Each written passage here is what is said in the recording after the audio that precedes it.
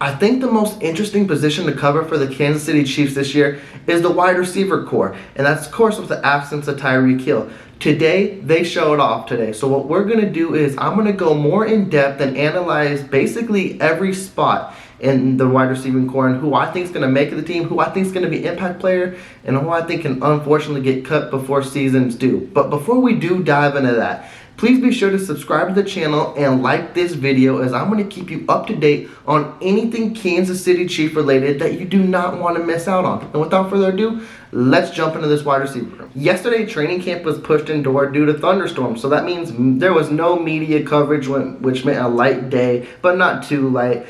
But today, we were back outdoor, all access for everyone to watch, and the wide receivers showed out. What I'm going to do today is I think there is 6 to 7 receivers who can make this team, and I'm going to go down the list 1 through 7. Let's do that.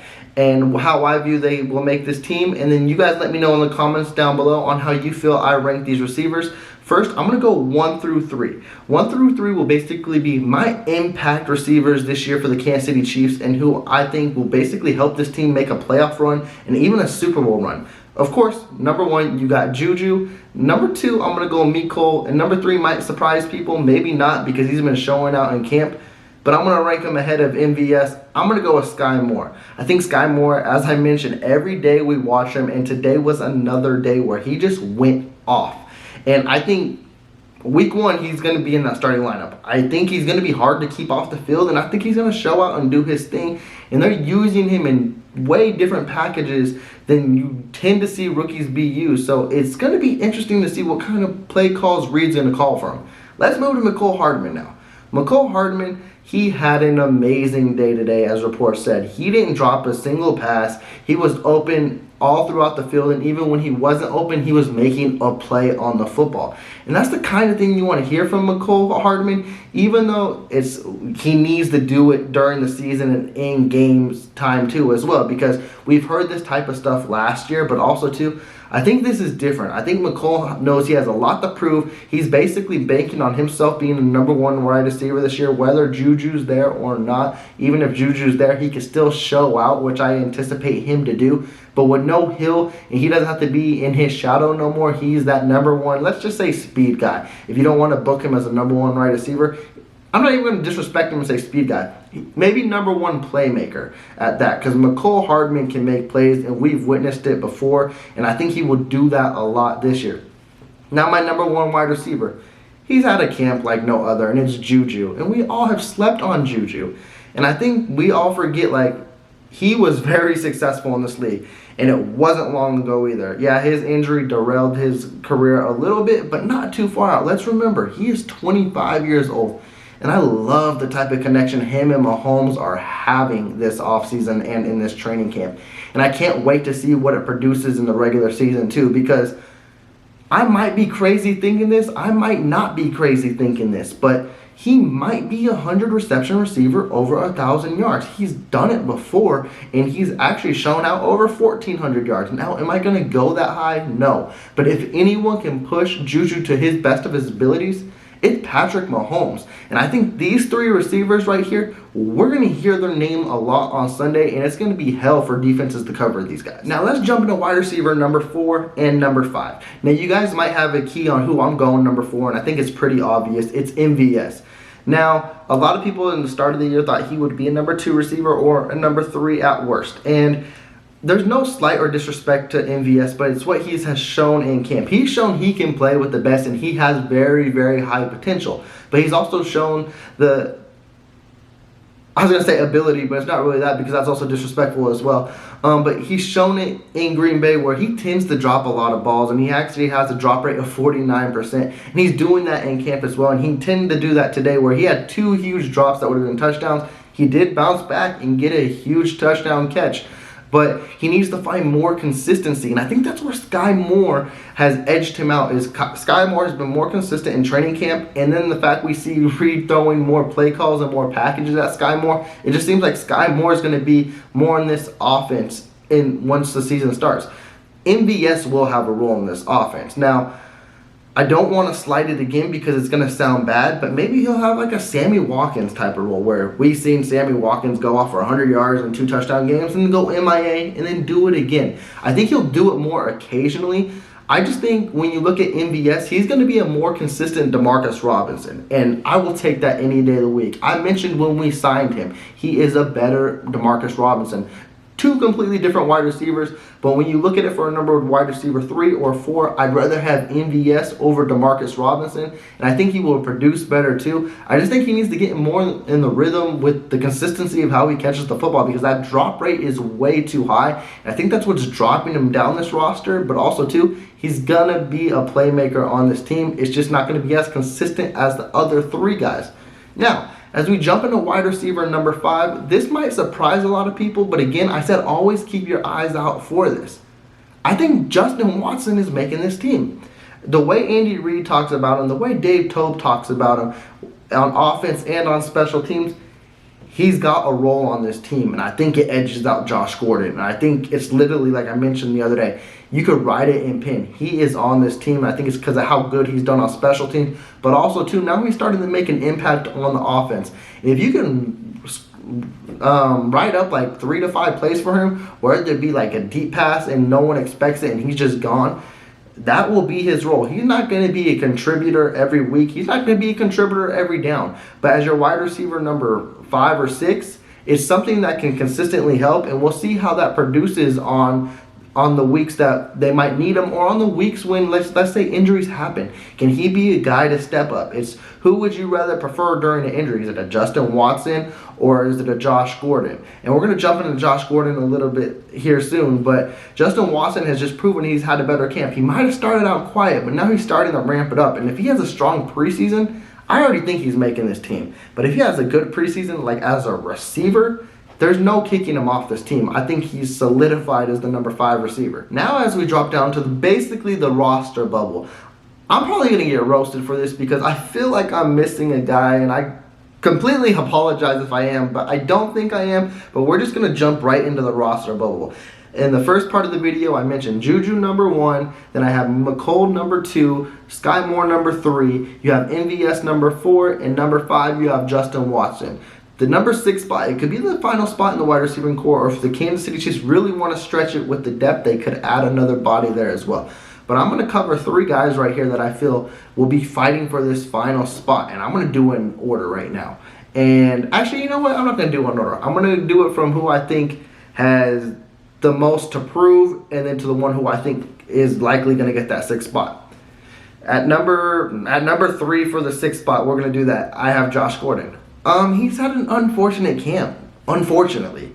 We all really hope for the best. We hope he can be a playmaker, and we hope he could surprise a lot of people this year. And I'm not saying let's hope he jumps back to the 2013 form, because we'd be delusional to think that. But we would hope for some type of impact. I mean, he's had a very unfortunate career, and it was derailed by all these off-the-field situations that stopped. I'm not going to say Hall of Fame career, because you don't know what happens even without those situations off the field. But it derailed a really, really promising career. And you would hope to see it kind of revived a little bit, but it's just not showing up in camp either. He's having a lot of drop passes as well. He doesn't seem like he's on the same page as Mahomes. Not to take away from anything either, because he has had some promising plays, and I do hope for the best for him. But I just think it's an uphill climb for him, and it's crazy. If you'd asked me this a month ago, I thought he'd be solidified on this team, but the way this wide receiver core has shown up throughout training camp, it's anyone's fight. And for right now, I think Josh Gordon has fallen a little bit. And we're going to jump into the next guy who, you could say he's fallen a little bit, but also too, he hasn't really been there to prove himself, and it's Dorian Fountain. Now, he was your preseason stud last year. He was your training camp stud last year. And unfortunately, he's been injured, and he hasn't really been on the practice field. And that can hurt you a lot, especially in this time when, like I mentioned, these wide receivers are showing out. But we know the type of potential Dorian Fountain has. Actually, he was on the active roster at the end of the year. That's how good of a player he is. And it would hurt, I think, for me to see him cut, because if he gets cut, I don't think he makes the practice squad, because I know all these other teams see the potential in him. But with how deep our wide receiver room is, and then how deep all these other wide receivers are too, where he can just go anywhere. I could see it happening, but if he shows up sooner and he can end up producing in training camp and in preseason, I could change my mind because I could see him on this active roster again. But right now, with his injury kind of slowing things down for him, it's unfortunate because he can have a promising, I don't want to say like really, really good career, but he can have a promising start again and be on this active roster, kind of like how Jody Fortson was, where he basically was fighting to get on the practice squad, then he made it to the active roster, and then now we're hoping for more from him. You kind of got to look at Dorian Fountain the same way. It's like you expect him to make the active roster, but because he hasn't been practicing and all these wide receivers have been showing out, it's like you're kind of taking a slide down. So hopefully he can get healthy. Hopefully he can get back on the field and prove who he was. That way he can make this team again. And then who I think is going to get this last wide receiver spot, Cornelius Powell. And it's crazy to say because if you would have looked at this last year, or shit, if you would have even looked at this 5 months ago, it's like he looked like another guy, like we're going to be on the practice squad again. And honestly, that might be the case in scenario too. But today, he was actually running with the ones, and that's very impressive to see. And it's also, he was making plays with the ones too. Something tells me Cornelius Powell is going to have an impressive preseason to where he's going to show that he deserves a roster spot on this team, and I think he's going to fight for that 6th wide receiver spot too. And it's what all Chiefs Kingdom hoped for last year because we all thought, hey, he's going to be a playmaker on this team. He's going to make the active roster. Maybe we're just 1 year late. Maybe he will actually make the team. Something tells me he's going to be our Dorian Fountain of last year where, hey, he came out of nowhere and he ended up showing out.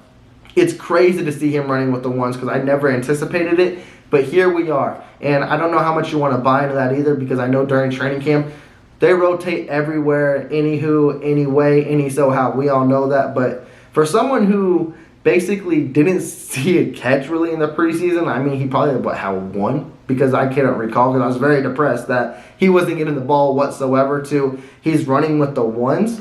That's a huge step, and I think he has a legitimate shot of making this team. But those are my finals to wrap up the roster spot number 6.